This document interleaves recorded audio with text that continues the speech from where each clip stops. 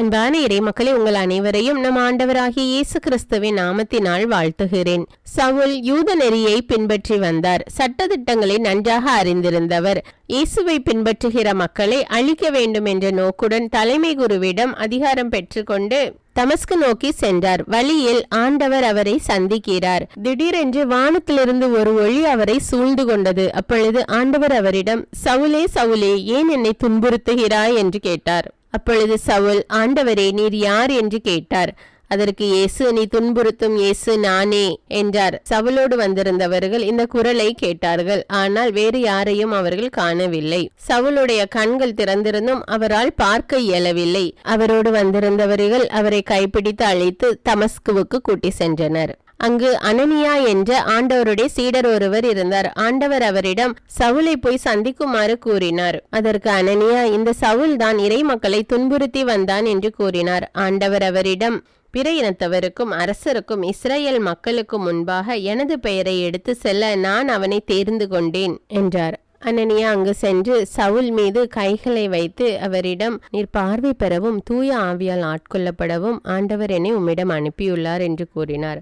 உடனே சவுலின் கண்களிலிருந்து செதில்கள் போன்றவை கீழே விழுந்தன. அவர் மீண்டும் பார்வை பெற்றார். பின்பு அவர் எழுந்து திருமுழுக்கு பெற்றார். இந்த சவுல்தான் திருத்தூதர் பவுலாக மாறி திருவிவிலியத்தில் உள்ள அநேக கடிதங்களை திருச்சபைகளுக்கும் மக்களுக்கும் எழுதியிருக்கிறார். ஆண்டவர் இயேசுவை பின்பற்றுகிற மக்களை அழிக்க வேண்டும் என்ற நோக்குடன் இருந்தவரையே மனம் மாற்றி ஆண்டவர் இயேசுவின் நற்செய்தியை மக்களுக்கு அறிவிப்பவராக மாற்றியுள்ளார். சவுல் ஆண்டவருடைய வார்த்தையை கேட்டபோது அவரை ஆண்டவர் என்று உள்ளத்தில் அறிந்து கொண்டார். அதனால்தான் அவரிடம், ஆண்டவரே, நீர் யார் என்று கேட்டார். ஆண்டவரை பற்றி இன்னும் அதிகமாக தெரிய வேண்டும் என்ற வாஞ்சை அவருடைய உள்ளத்தில் இருந்தது.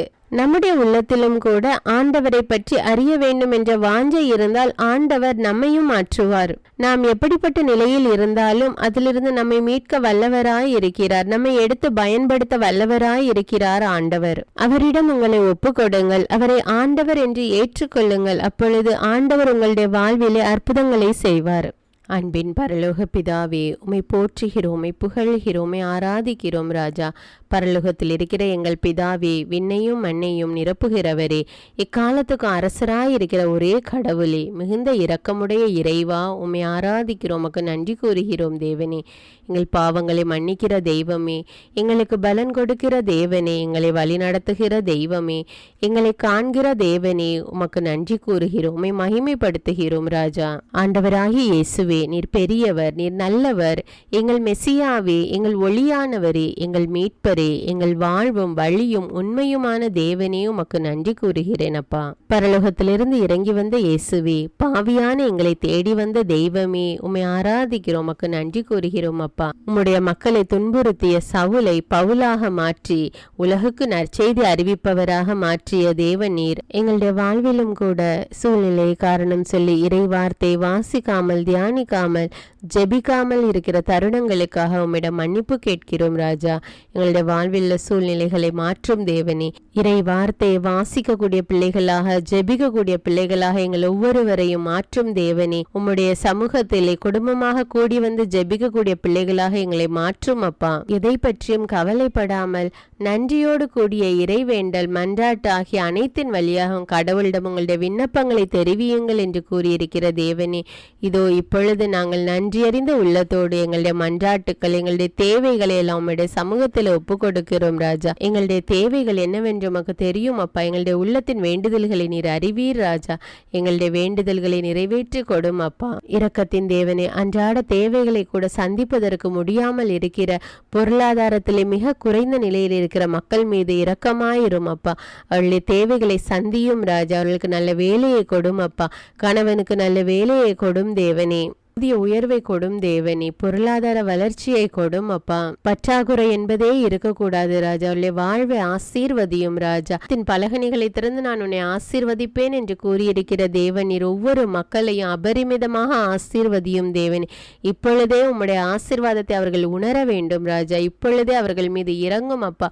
அவளுடைய குடும்பத்தில் எல்லா சூழ்நிலைகளையும் மாற்றி போடும் ராஜா. ஒவ்வொருவரையும் தொடும் அப்பா. தொட்டு ஆசீர்வதியும் ராஜா. உம்முடைய வல்லமையினால நிரப்பும் தேவனே. உடைய ஆசீர்வாதத்தினால நிரப்பும் தேவனே. அற்புதங்களை அதிசயங்களையும் செய்ய வல்லமையுள்ள தேவன் நீர் ஒருவரே ராஜா. இப்பொழுதே இரக்கமாயிரும் அப்பா. இப்பொழுதே அவர்களை ஆசீர்வதியும் தேவனே. அப்படியே நீர் செய்கிற கிருபைக்காக நன்றி அப்பா. நன்றி தேவனே. எல்லா துதிகான மகிமை உமக்கே செலுத்துகிறேன். இயேசுவின் இன்ப நாமத்தில் ஜெபிக்கிறேன். ஆமேன். முதல் வாசகம். திருத்தூதர் பணிகள் நூலிலிருந்து வாசகம். அதிகாரம் 9. இறை வார்த்தைகள் 1 முதல் 20. அந்நாள்களில் சவுல் சீறி எழுந்து ஆண்டவரின் சீடர்களை கொன்றுவிடுவதாக அச்சுறுத்தி வந்தார்.